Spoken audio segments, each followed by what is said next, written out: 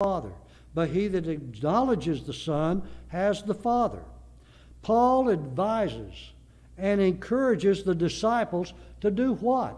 To continue.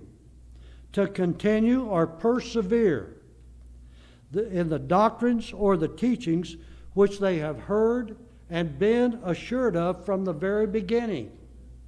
In the book of 1 John 2:14, I have written unto you, fathers, because ye have known him that is from the beginning.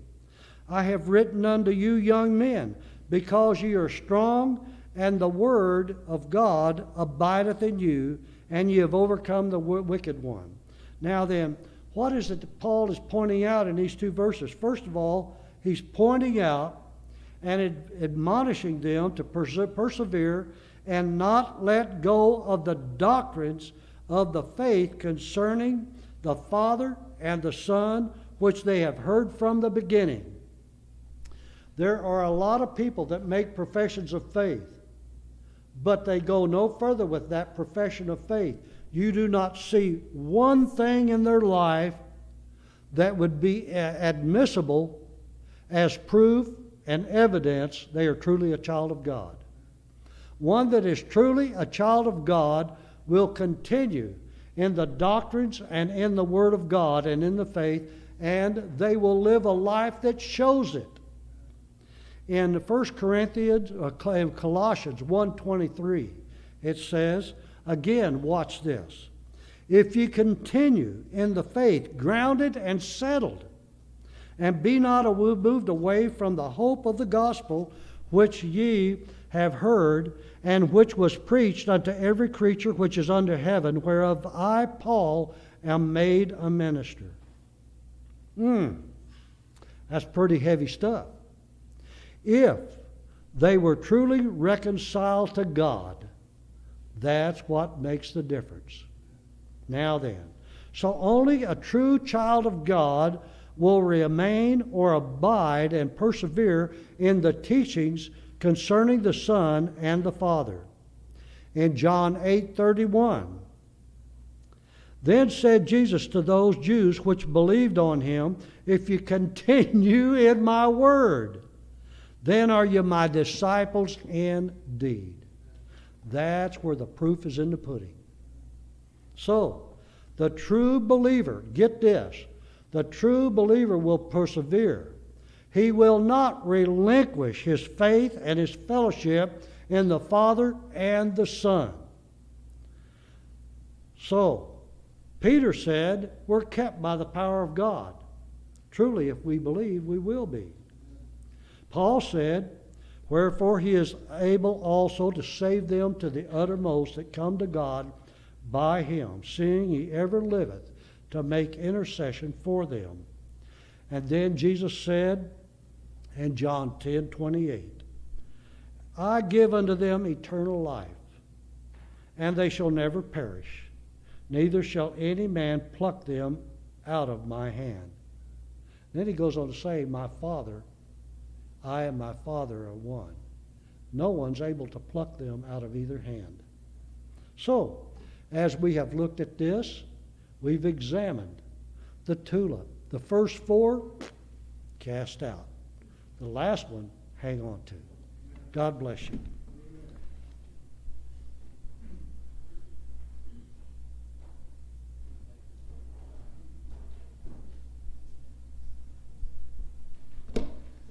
Okay, we can cancel the rest of the Monday night Bible study because he got to the end of it. Spoiler alert. That was masterful, Pastor. That was really good. Thank you. Yeah, don't skip Monday night. We got other details to cover too. All right, let's turn to 365. This is one of our favorite songs. Let's sing It Is Well With My Soul. 265. We'll give Vicki a moment to get here.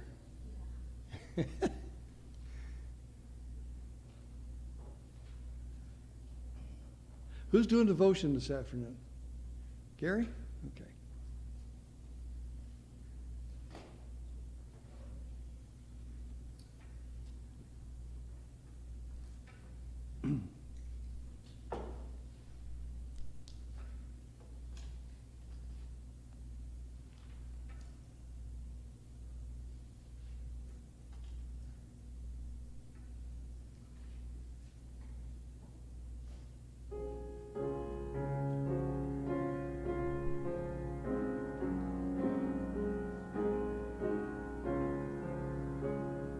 When peace like a river attendeth my way, when sorrows like sea billows roll, whatever my lot, thou hast taught me to say, it is well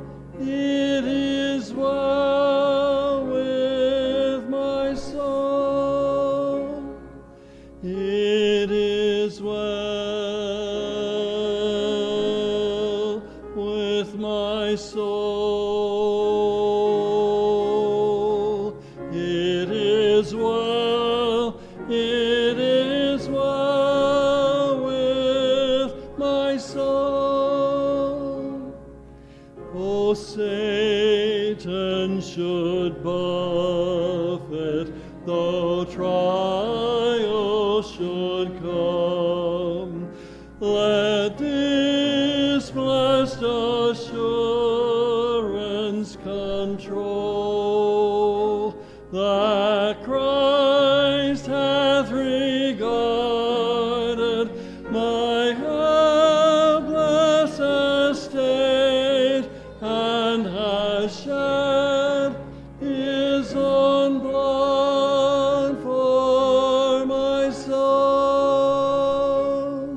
It is well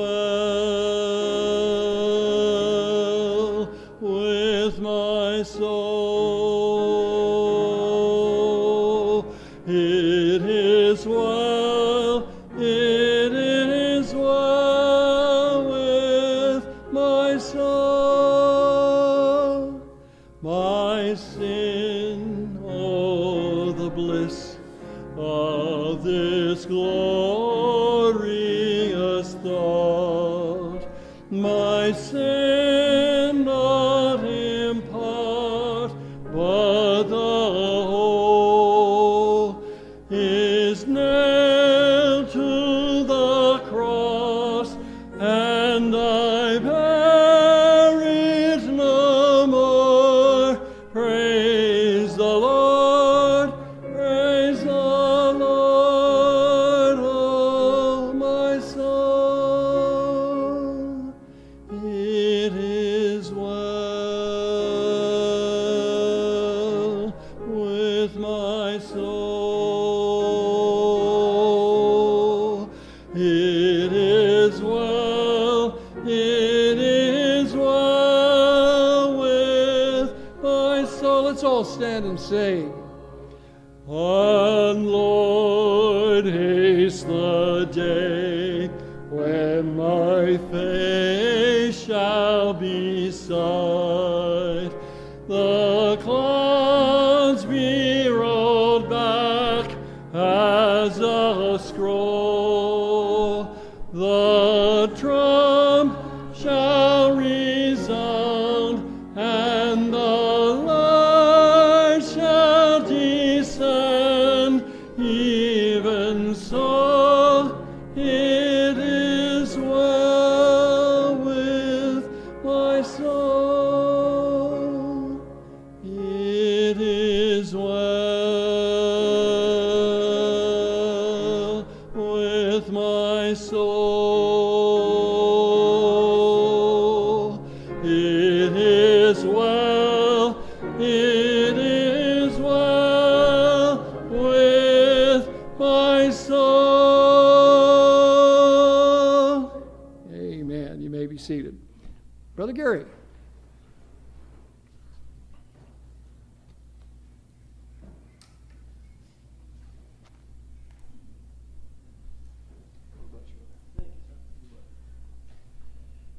Good afternoon. Good afternoon.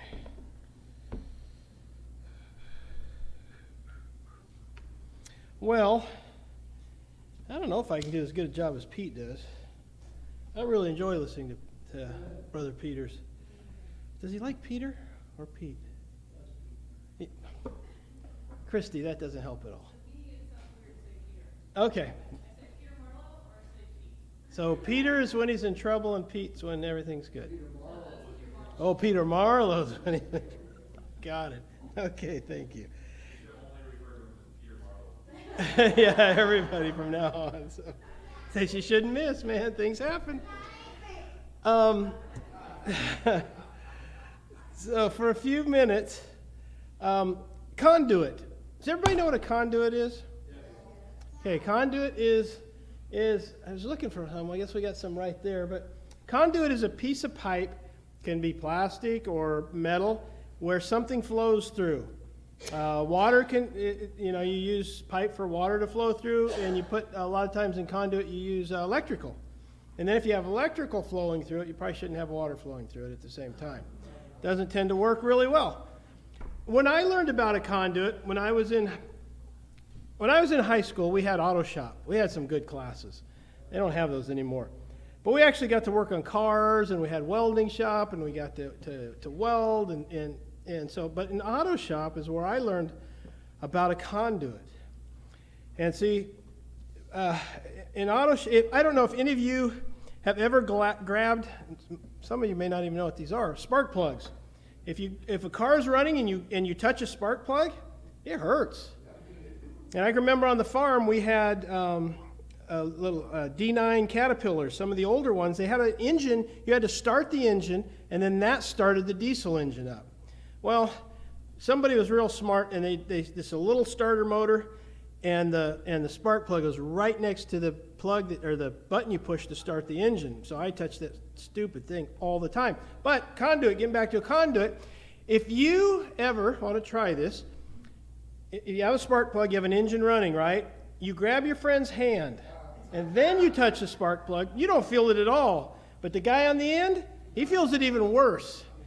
And so we would do that. We'd do 2 or 3 hands, and we found out after so many it starts to taper off. But the second guy really gets it. That's a conduit. And see, that's what the Lord wants us to be. He wants us to be a conduit. In an article entitled Economic Times, this article was last October, the writer said the most significant thing to remember is that life is not a business. It does not exist for any particular end. It exists for the sheer joy of existing. There is no goal as such. The writer blasted the concept of purposefulness, saying life is supposed to be nothing but sheer joy, playfulness, and fun. It's not to fulfill some purpose, just the fulfillment within oneself. Not being a conduit at all. That's the whole adage of, live, eat, drink, and be merry, for tomorrow we die. No real purpose, right? I'm going to tell you, to me that would be sad if my life didn't have any kind of purpose. It just seems like a sad state of affair, right? I'm just here to live and fulfill my enjoyment, and then I die. But see, the Bible doesn't speak of that at all. The Bible says that we have a purpose in life and that we are supposed to be conduits. We are supposed to be, the gospel is to flow through us to the next person, flow through us to the next event, flow through us to our neighbors, flow through us to our co-workers, whatever it is you want it to flow to. In 1 Peter 2:9 it says, "But you are a chosen generation, a royal priesthood, a holy nation, his own special people, that you may proclaim the praises of him who called you out of darkness into marvelous light." If nothing else, we should be telling people what the Lord did for us. We talk about witnessing, and people get kind of hung up on that word witnessing, because we think witnessing is something we have in our pocket, right? You walk up to somebody and you pull something out of our pocket and we hand it to them. But witnessing, simply just telling somebody what Jesus did for you. You don't have to convert them or try to get them to tell them about our marvelous church or any of that. Just tell them what the Lord did for you. Let the Lord work in their life. We're a conduit. We're supposed to do that. That's why in Matthew 28:19 it says, "Go ye therefore." We're not supposed to just we're not supposed to be bench warmers and just sit on the pew and do nothing with what God has done for us. God has done amazing things in every one of our lives, hasn't he? If you look back, God has done things that are amazing in your life. I look back in my life, and it's just like God has worked so many ways out to bring me to where I am today. I spoke to Pastor Matt Wise yesterday. I told him I didn't know what to call him anymore because I usually just call him Matt. And I said, I don't know if I can call you that anymore, if that's right or wrong or whatever. And I love talking to him. And one of the things, he's the new pastor at Sunnyvale. And one of the things he said is, you know what? I can look back the last 2 years and see how God was working in my life to bring me to this point. And I think that's awesome. And he told me, he goes, you know what? Even the unsaved friends in my work that I've told about that I become pastor, they said, yeah, we could see that coming. That's a witness. That's the conduit I want to be. I want people around me to see that, yeah, I can see that God's been working in your life. And the fact of the matter is, you know, the Bible even talks about it, right? In Ecclesiastes, and we all understand Ecclesiastes, right? That's where Solomon, just to get to basically try everything he wants. He had the wherewithal to say, well, okay, let's test this out. He kind of tested the Bible a little bit, tested what God said. And he gets to the end, and the last verse in Ecclesiastes, he says, let us hear the conclusion of the whole matter. He goes, I've done all this, so let's sum it up. What's the conclusion? He says, fear God, keep his commandments, for this is the whole duty of man. We have a purpose. We are to fear God. Pastor talked about that this morning. We are to have a fear of God, and we are supposed to keep his commandments, and his commandments are to be a conduit. I would encourage us in our lives that we be a conduit wherever we go. It doesn't end with us. The gospel doesn't. He didn't put the gospel in the world for it to end with you. He put it in the world for us to pass it on. That's all I got. So, committees. We have VBS committees today.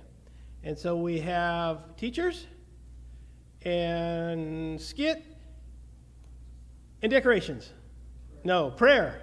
I was close. I got 2 out of 3. Yes, sir. I just wanted to do a quick update. My x-rays came back. My dad's shoulder and elbow are not broken. Good. So that's a good report. But he is experiencing a lot of pain still in his shoulder. So they're going to do some more x-rays, different angles and stuff like that to make sure they're not missing. Amen. That's good. I pray for your dad every day. He's just struggling. I pray for him. So, any place in particular you want him to meet, Miss Adrian? And there's also Jessica Lene is doing one with the youth that are not in the skit. Okay. So I would almost want to say you need to go over there. Go over there. Go over there. So we'll have the skit folks right down here, if that's okay. And then where do you want the prayer group to go? Where do you want to go, Mike? In the vestibule? In the foyer, and then teachers can be right over. All right, teachers are down here. Skit peoples are here. Prayer is back wherever. And then Jessica, you're over there where Miss Sarah's at, I guess. Ready, go. We need 15 minutes, please.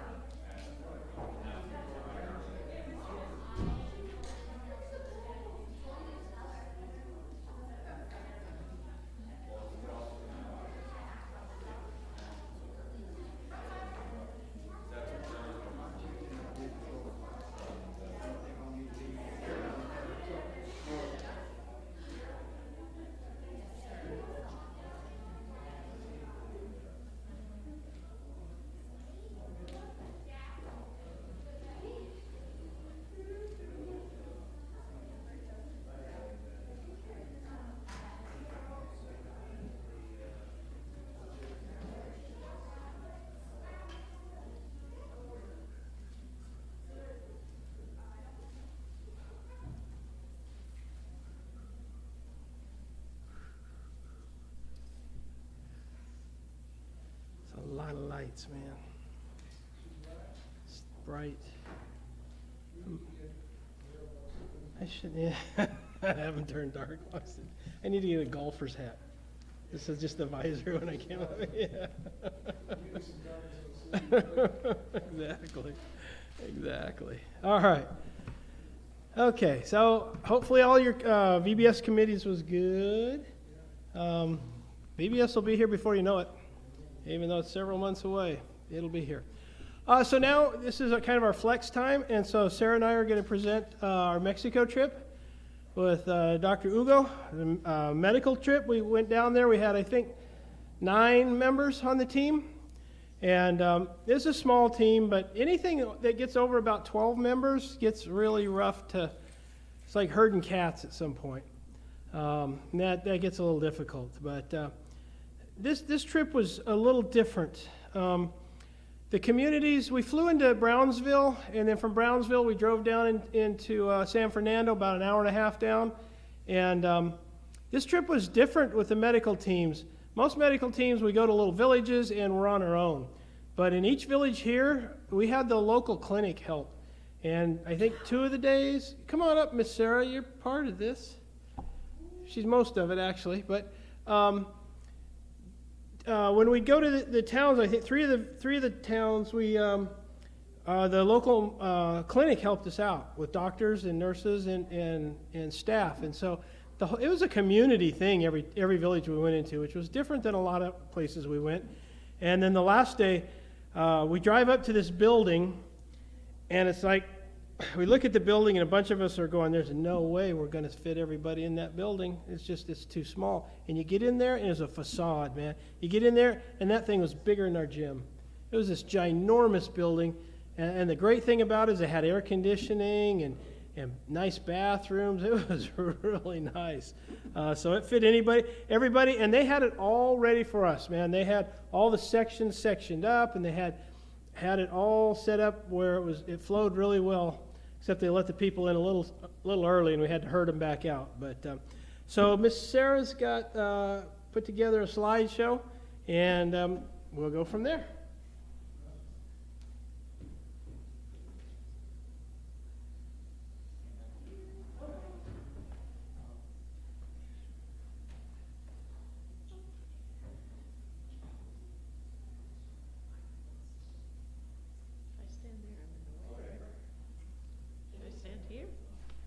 Am I in the way of seeing it if I stand here? Oh, okay. We'll do the slideshow first. PowerPoint, sorry, yes. Okay. You'll click through it, Zach? It's loading, yeah. Okay. 1 second. No, I just, yeah.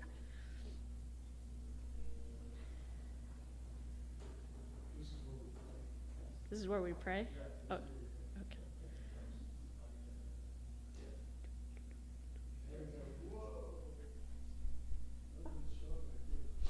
It's okay, I can turn around. It's okay, it's fine.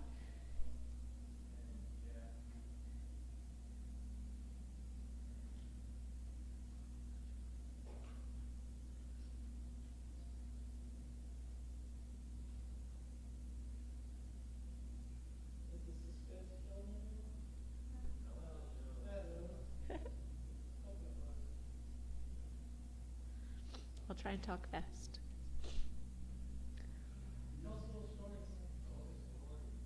Tell us a story? Well, the stories are for later. I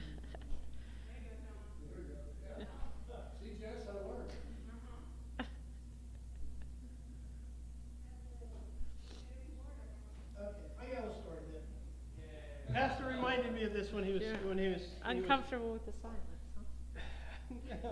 No, Pastor reminded me of this in his little message, and he was talking about service and stuff, and so it reminded me of the story of this man who brought his young son to church one Sunday, and they were in the vestibule in the back, right? And so they're looking at these pictures, and there's a bunch of pictures, and the son asked the dad, "What's that for?" And he goes, "Well, that's a memorial wall. Those are the men who've died in service."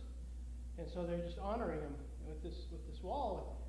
And so the kid looks at it and he goes, He goes, which service, the morning or the afternoon?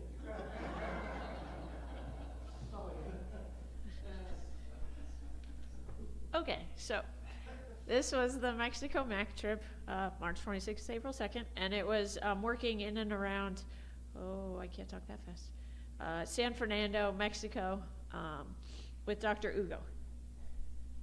Can you just click through them or no?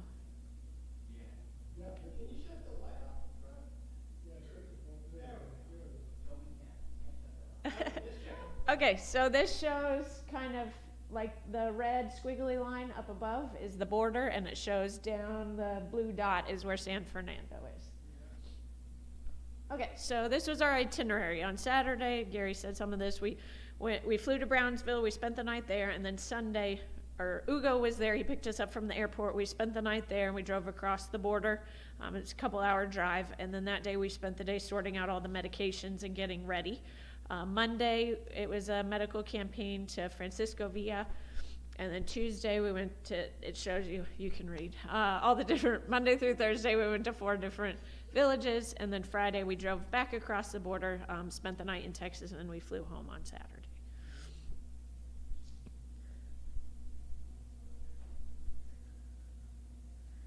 Okay, so this is the team. So is Dr. Ugo, and then the 3 nurses that were with us were Claudine and Donna and Martha. Wade, the chiropractor, and then Holly. She works in the pharmacy, and she brought her mom, Julia, and then Danny and Gary and myself was the team. Okay, and then like Gary was saying, we had a lot of other people helping us. So Ugo's son, Ugo, he's a doctor. He kind of just does doctoring as a hobby. He has a regular full-time job, but he also helps out at the clinic, so he helped us. Then Ugo's brother is an OBGYN. He was with us for a couple of the days. One of his other brothers is a pastor of one of the churches there, so he came and did evangelism one of the days. Alma's son, which is Ugo's wife, so Alma's son, Daniel, he's a pastor. He came and helped us some of the days. Their nieces, Selena and Jocelyn, they were translators for us. We had a dentist and their whole crew with us every day. We had a veterinarian, first time for that. We had a veterinarian every day to treat the dogs and stuff. And then we had tons of other doctors, nurses, helpers, and stuff that worked with us the whole time we were there. Okay, so Sunday was sorting the medications. Okay, so can you guys still hear me if I stand over here? Because I can't see the pictures. No, I want to, so this is, we had a room where we could sort all the medications. So we had tables set up, and then you can just click through the pictures there. This is that room. We used the chairs to put different medications. We sorted it by type.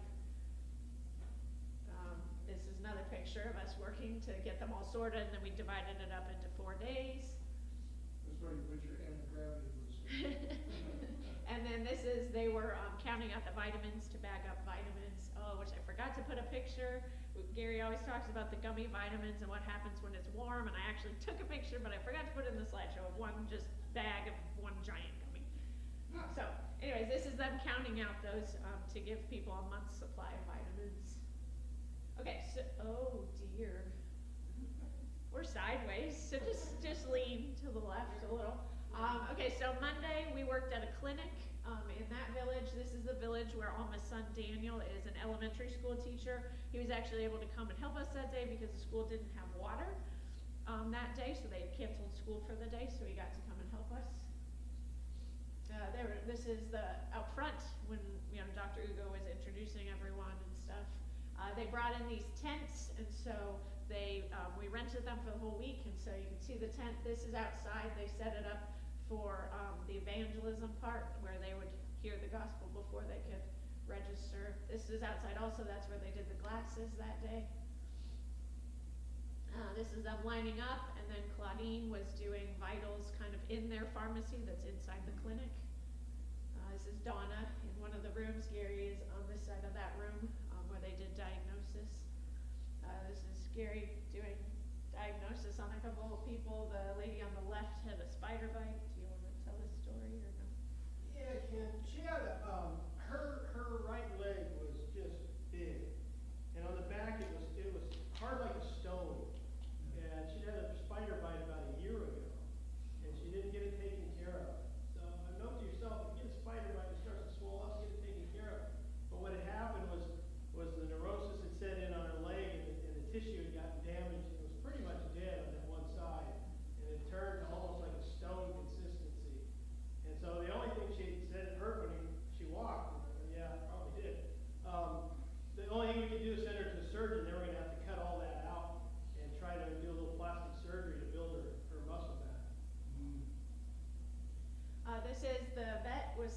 outside, and they were giving rabies vaccines and then parasite vaccines. So you can see a couple of the dogs. And he was probably busier than the rest of us. This is the pharmacy. We were set up outside that day. It was very windy, so we would constantly be picking up medications off the floor because they kept blowing off. This is registering on this side and then working to fill the prescriptions on the other side. That's Dr. Ugo. Okay, so second day we went to a fishing village, so I just kind of showed you where we went, so it's really like right on the Gulf of Mexico there. This is the clinic there that we worked at. This is inside. After they checked in, everybody would sit down and they wait their turn. This is the dentist on this side. They had a room, and in the pink, she's the dentist, and the blue also, and then they had assistants that would help them. And then on that side is Wade, doing chiropractor adjustments. And the dentist, I think I've explained this before, dentists on these trips just pull teeth. There's not really much else they can do being here. They just come equipped to pull teeth, and I talked to them, I watched them for a while, and there was children, and surprisingly, the children are less afraid than the grown adults to go to the dentist. And basically, they pull teeth and they send them for antibiotics, because they can't really do much else, so they can't fill them or do anything like that. I forgot my notes, so I forgot a couple of things. The first day, that village that we were in, that's the largest rural town in Mexico, and they said there's about 600 families live there, and the government gives them acreage to grow their crops on. And then, okay, so now we're back to Tuesday. Okay, keep going. We were set up outside again for the pharmacy. That's Holly's mom, Julia. She helped in the pharmacy. I think she's in her 70s, 80s, late 70s, I think. She might be 83. Because, yeah, she's older. This is just how we organize it. Every day we have to sort through the boxes and organize it. This is Dr. Ugo in one of the rooms there. It's Gary in that room. Towards the end of the day, our power went out, so then they were doing diagnosis by cell phone flashlights. Yeah. I had no windows in my room. Yeah, he didn't have windows. It got dark. So. Okay, so another thing about Tuesday before we do this one is that day there was 2 really, really high blood pressures that day, and one of the gentlemen, they even got him to take blood pressure medicine and stuff. They still couldn't get it to go down. I guess it was something he already knows that he struggles with, and they told him, like, you really need to go to a hospital because you're gonna have a stroke or whatever. But that day there was 2 of them that the blood pressure cuff couldn't even go high enough to register their blood pressure. Okay. All right, Wednesday we went to a different fishing village. It was just the one on Tuesday, we barely saw the water. But this day we drove along the coast, so we got to see a lot of the water. We worked at the village school here, and Brother Ugo's brother Carlos, he did the preaching that day. So this was just a picture from if you stood outside the school, you could see this. It was just right there. So that's the school. This is a big, I don't know what you call it, overhang thing built structure. And so on that side over there are classrooms, and that's where all the doctors were. And then where these chairs are here is where they would sit, and they would preach from there. And then this is looking at it the other way, and the stage at the far end is where we had the pharmacy that day. This is the Brother Ugo's brother talking to the people. And then on each of the windows, they would write what the different types of doctors were, and people would line up outside the different rooms depending on who they wanted to see. So this one had Martha in there for pediatrics, and were you in there with her? No. Yes, I was. And you were in, and then Gary was in there also. That's Martha. She only saw kids. She's a nurse. And then on this side, these are they're Ugo and Alma's nieces, Selena and Jocelyn, who are translators. And then that's Holly giving out medication. Were you going to tell her story? Later. Then pharmacy, that's how we had it set up. We had a bunch of people helping us in the pharmacy. And then that's Ugo's son, Ugo, and then Ugo over there, they had just set up kind of in the middle to do diagnosis. So Ugo's son, go back, real quick. Ugo's son is on the left.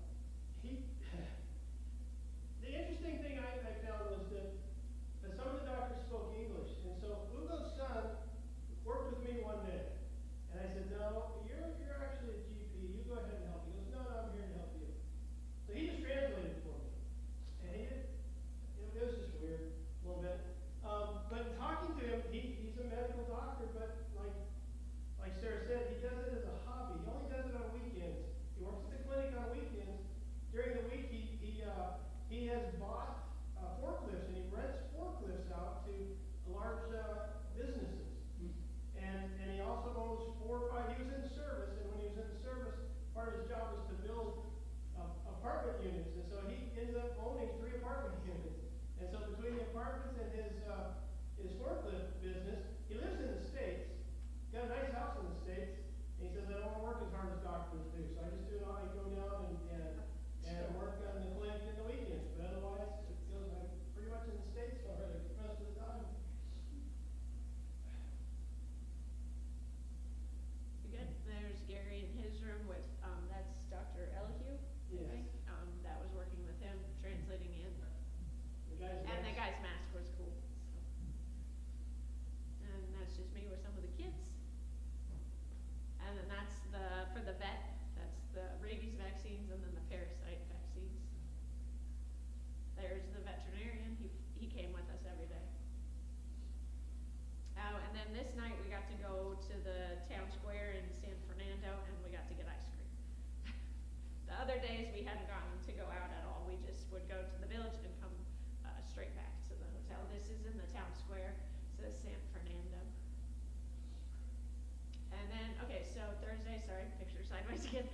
Thursday, this is where we went to that big government building, and the mayor was there with us for most of the day, and then at the end of the day, they presented the team with gifts of baked goods as a thank you for coming. It's just the front of the building. So this is the inside of it, and they had chairs, like Gary said, set up in front of each table. So we were all pretty much in the same room except for the OBGYN and the chiropractor had rooms with doors. The rest of us were just in the big open area. This is them lining up. That's Claudine. She did vitals for everybody. So like 200 people a day of taking their blood pressure. She's the only one doing it. This is the people waiting for the chiropractor. So behind that brown door is where he was. This is Ugo and Martha were set up to see the kids. This is Danny. He did the glasses, reading glasses for everyone. And then there's Gary again, and then the vet. If you didn't have your dog with you, you could get the vaccines, and they would put it in a cup with ice, and you could take it home to administer it yourself. And then this is the people waiting for the dentist, so they were behind that curtain thing. And there's the pharmacy. Okay, so then just some fun miscellaneous pictures. There's a rooster. And then just people fishing. This was the van we rode in. We rented it. This is the hotel we stayed at, the Laguna Inn. This is a room, right? It was part of the hotel. This is where we ate all of our breakfast and dinners and where we stored up the medicine. Okay, so funny story, first night, Gary and I get in super late. I'm supposed to be sharing a room with somebody, and so they told, like, we were gonna have like our own rooms because we were getting in super late, but then we didn't have enough room, so I was supposed to be sharing with someone. So they had told her, I knew her from a different trip, but it's like 1 in the morning, and so I am a little self-conscious about, barging into somebody's room at 1 in the morning that I met, 3 years ago. But the door was locked, and so I had to go, or the key that I tried to use didn't work, so we had to go back down. They made me a new key, tried again, it didn't work. And so finally they said, oh, it's probably because she has it locked from the inside, and we're banging on the door. Like, at first you're trying to be gentle about it, then you're banging on the door, then you're knocking on the window. She's not waking up, she's not waking up. We get the front desk to open it with a key, but she has it latched, so you can only open it like, a sliver. So like I can see her, and I'm like calling her name, won't wake up. So needless to say, she had taken like a bunch of medication that night before and didn't wake up. So then we had to switch rooms. Gary had to go in Ugo's room, so then I had to go in the extra room. So she obviously felt super bad the next morning, but like we tried everything to get her to wake up, and she would not wake up. And then that's just showing the weather. When I took that, it was early in the morning, so it was chilly, but it shows like it got into the 90s, so it was pretty warm. And then we didn't have, like they call them a dosing guide. A lot of times ahead of time they have something typed up, but we didn't have that. So that first day I wrote out all the different medications we have, and then I typed it so that we would have the different medications that they could give out. I only put a couple pictures of food, even though I took like 20 pictures of food. So one day we had fish, and one day we had tamales.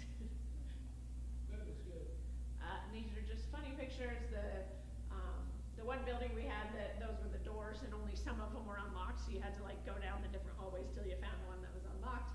And then that's me with a little shrimp. The pharmacy, this one day, we had kids, they would crawl under, like where we had it blocked off, they'd crawl under and sit in there with us, and all the dogs would come in there, I think, because the concrete was cool, and so they would all come and sleep in there while we were working. We were gonna go out for ice cream one time, we weren't allowed to get out of the car or anything though, so this was like a drive-through ice cream, so basically we just like pulled up to the curb, Ugo jumped out to this little hole in the wall to get ice cream and handed it all back. So that's the best picture I could get of us getting ice cream, and then Gary having ice cream, because you gotta have one of those pictures in every presentation. Okay. Okay, so I gave you all that because that's like the normal presentation. Up here's the setup and how it works. And the numbers, we gave it last time, but I'll read them real quick. There was 9 professions of faith, over 600 patients seen, 1,500 prescriptions given out, over 150 glasses given out, over 250 chiropractic adjustments, and over 250 rabies vaccines. Okay, so, but I wanted to, for this trip, I wanted to do it a little different. I will talk fast, but I wanted to go beyond the medical. I realized that it's a medical trip, and so there's all the doctor stuff and the different, things that people had wrong with them, giving out prescriptions, but I wanted to give you a taste of what there is on the trips that isn't necessarily related to the medical part. Okay, so this is the first one. This is just us eating breakfast together, and so every morning and every evening we would eat together. The team would eat together in that little building I showed you for breakfast and dinner, and so that's just a time that we can talk, that we can share things that are going on in our lives, and at home we all live in different states and stuff, so that it's just a time that we can spend together. Okay, so then this day, it was after one of the fishing villages. Some of the people from the village wanted to invite us all over, and they had a fish fry for us. So again, it's the relationship, it's outside of the medical, so they brought us to their house. This is in their side yard, I guess, and they had caught fresh fish, and that's where the little picture of the little shrimp was from, and they cooked for us, and they wanted to show their appreciation to us, and we had a time that we could just be there and talk with them and stuff. Okay, so this is meeting individuals you have things in common with. It happens all over the world. You can find something you have in common with something. So this little girl had a lazy eye just like I did, and I got to talk with her, and her mom said that the kids bully her and stuff and make fun of her because of how her eyes go in and stuff. And so it's just you never know what you're going to find in common with people all over the world. Okay, this was one night after dinner. Somebody had come to one of the medical days, and they had somebody else that needed some help. And so late at night, it was maybe only like 8 o'clock, but they brought this gentleman for Wade to try to give an adjustment because he was having problems with his legs or whatever. So I realized it's medical, but it's the aspect of outside of our supposed time for doing medical, like we were still willing to help people, and people knew they could come at all hours for what they needed. This one day, the dentist, they paid to have food delivered for us to the hotel for our dinner. So again, it's the relationship. And then, I don't have a picture for it, but one of the days we were driving back from one of the medical campaigns, Ugo would see people on the side of the road, and we would pick them up and give them a ride to wherever they were going. So we picked up 2 people. He probably knew them, but it's again, being available, being helpful, it's the relationship of being able to just help people out. Okay, so this is me, and his name is Alberto, and he helped in the pharmacy. And on the last day, this is when we were in the big building, and he was talking to me, and he was telling me how he was thanking me for letting him help in the pharmacy. And I was thankful for him being there because he was super helpful, but it touched his heart to be able to help. And it impacted me so much because, I he was helping. You don't need to thank me for being allowed to help, but he was so grateful. He started crying because he had just always wanted to be able to help and stuff. And so I thought it was really neat that you touch people's lives outside of just like, hey, here's some medication or whatever. Just that he got to work with us all week, and him and I worked good together. Like he would, look at the thing, and he couldn't remember where the medications were, so he'd ask me, and I'd show him and stuff. And it was neat. It was unexpected, but it was cool. This was a newspaper article that was put in the newspaper about the team being there. So again, it's reaching outside of even the people we saw. That whoever had the newspaper, there was pictures. Gary's in one of those pictures. The dentist, the different ones. Wade, I think, is in there. But it was just a newspaper article about the team coming and helping out.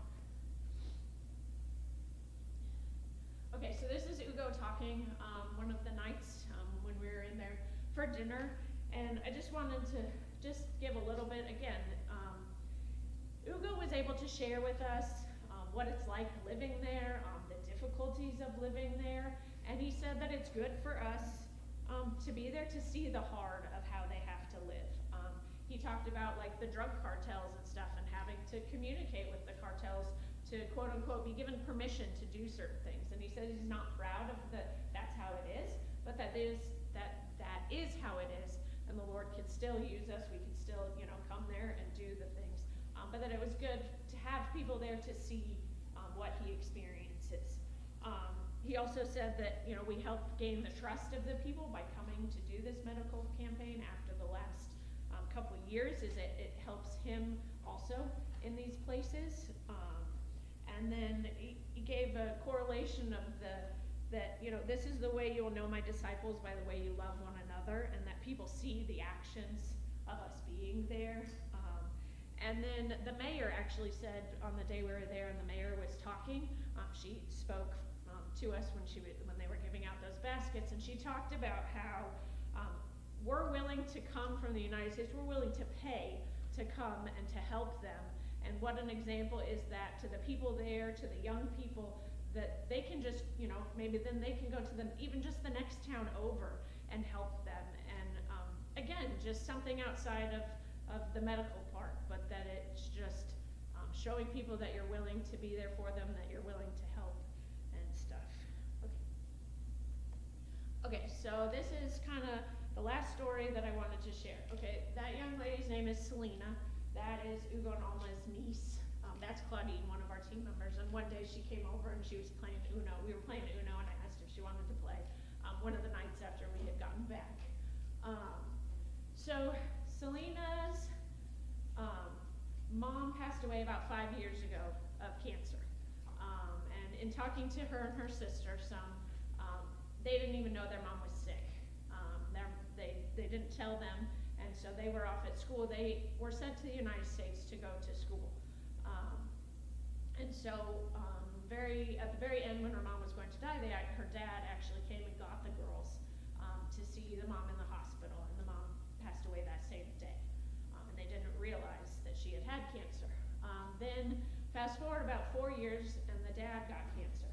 And they spent the last year, her and her sister, they didn't go to school. They spent the last year basically living at the hospital. One of them would stay there for 24 hours, and then they would switch. And they did that for a year, where one of the daughters was there with their dad over the last year, basically watching him pass away.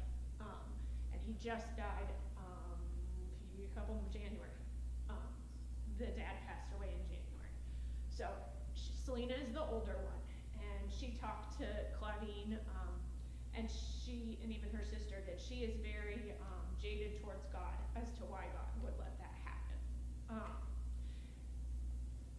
So again, this is outside of the medical, that the Lord put us there to be there. And she was with us the whole time. She was one of the translators and stuff, but it just shows that you never know where you're going to be at what time the Lord wants you to be there. The Thursday we were there was actually her dad's birthday, and her birthday was coming up the Monday after we would leave. Her birthday and her mom's birthday were the same day, and were that Monday. And so we were able to, Ugo paid for a mariachi band to come and we could celebrate her birthday, but just in the sense that we could show her love and again, the relationship when she's really struggling. And so Claudine got to talk to her some, and I got to talk to her sister some and stuff. So again, it's just something outside of the medical that, I don't know, has touched my heart to be there. This is her on that night. We surprised her with it in that, like I showed you, that little building. And this is Ugo and Alma with her. And then this is the team plus a bunch of the helpers. This couple on the end over here, they're the ones who cooked our breakfast and our dinner every day and brought it in for us, along with the lady in the pink on that side. The three of them made our meals. They would also make us lunches to take with us. So they made us sandwiches and bags of chips in little to-go containers that we would take every day with us so that we would have food to eat while we were at the medical places. The dentist is in there. Some of the other people that were helping us are in there. And then Jocelyn and Selena are there kind of in the middle next to Gary. And then this is just the team and Jocelyn and Selena. One of the fishing villages has this boat at the entrance, so we stopped to get a group picture there. Okay, so then, I don't know, it's getting kind of late. Should I do the video? Okay.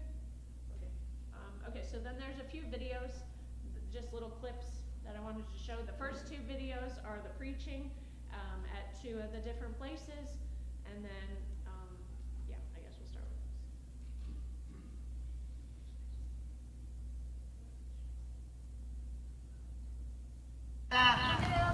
Porque estoy quemando azúcar. Entonces, como estoy quemando azúcar, necesito más oxígeno. El oxígeno es el que acelera la combustión. Estoy así, aquí estoy, así sencillamente, estoy trabajando todo mi cuerpo, estoy haciendo que se mueva todo, estoy moviendo los brazos. Número 1, el mosquito transmisor del dengue se concluya, se reproduce en charcos, recipientes que contengan agua estancada, tambos, tinacos, cubetas, rodeos y botellas. En un florero se puede reproducir el mosquito del dengue.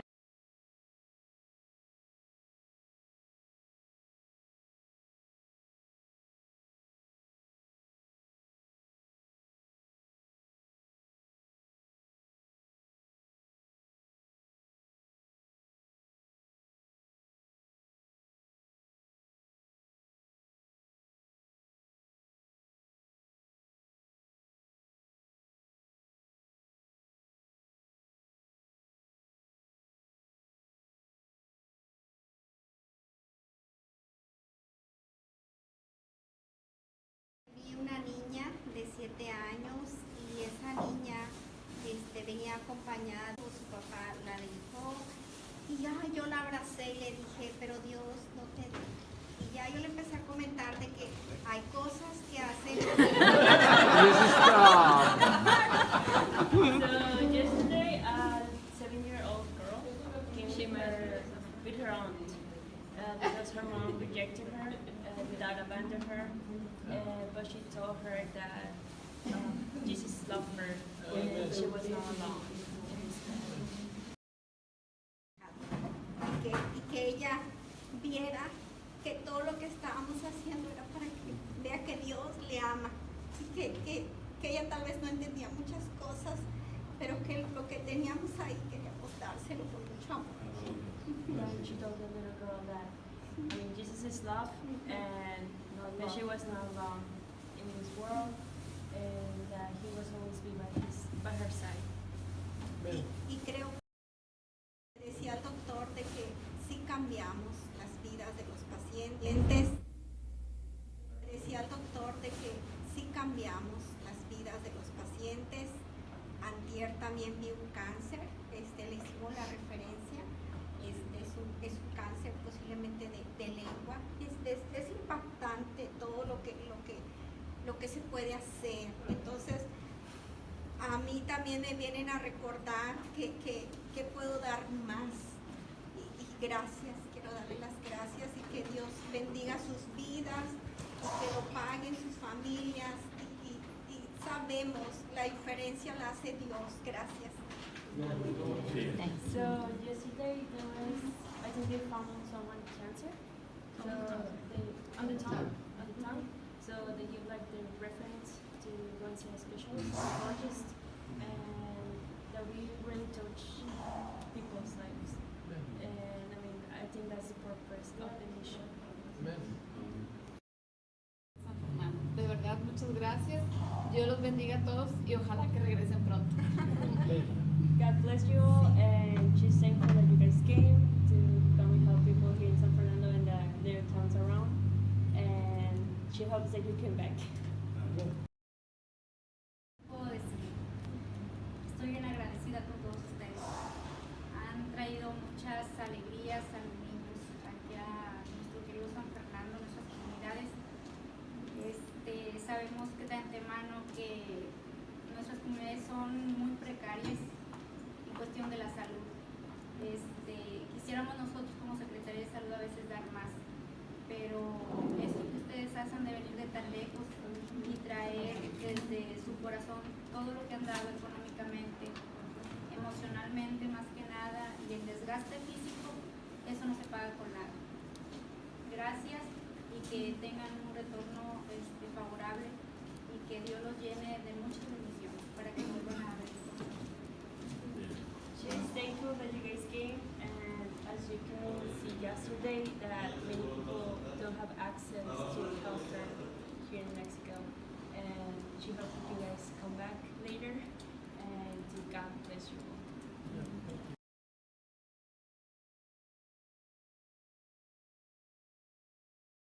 Short video of the mariachi band, so you guys can.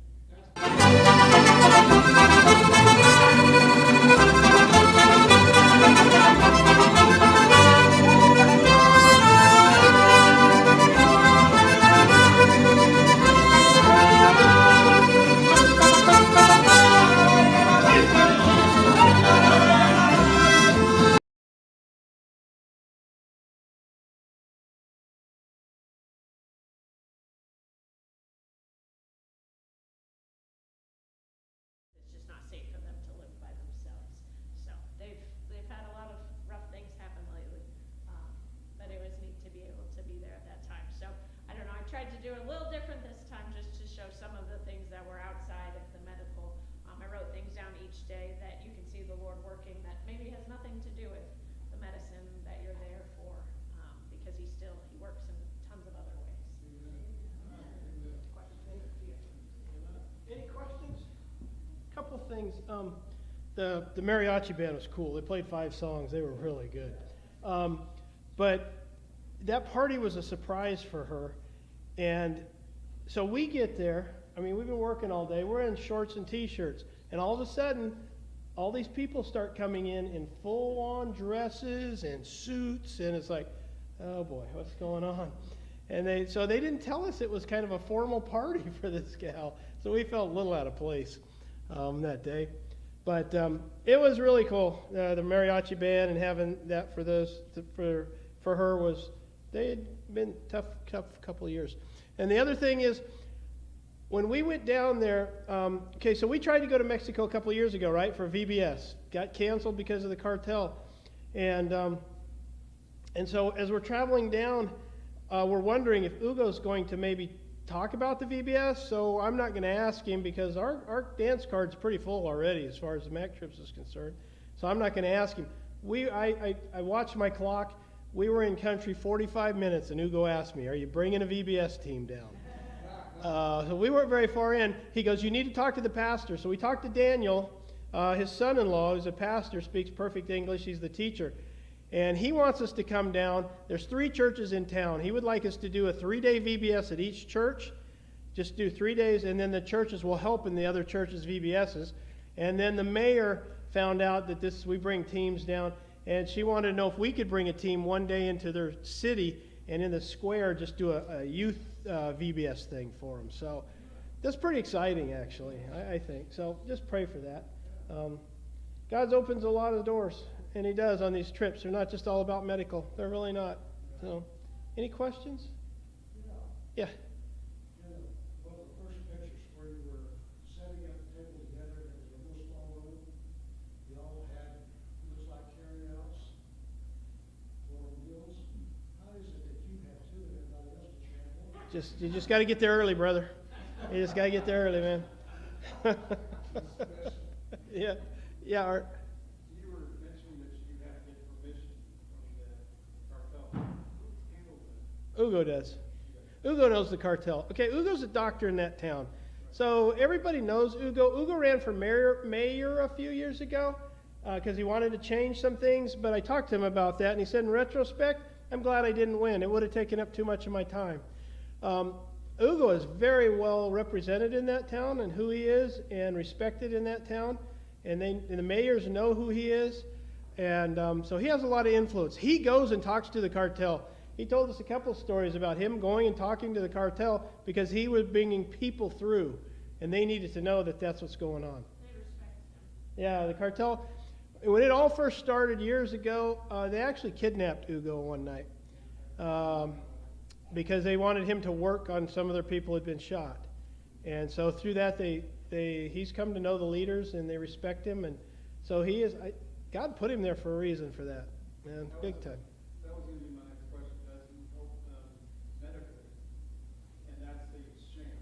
That's kind of the exchange, yeah. I mean, he doesn't really have a choice to help them. The way that I looked at this, and talking about one of those, being connected with the cartel, saw a movie one time where a fellow went and addressed someone like this, and he made a statement that I wanted to hear. He says, you don't ever get into another man's refrigerator until you meet and talk to him first. Yeah, and Ugo knows the people. And God, yeah, I think God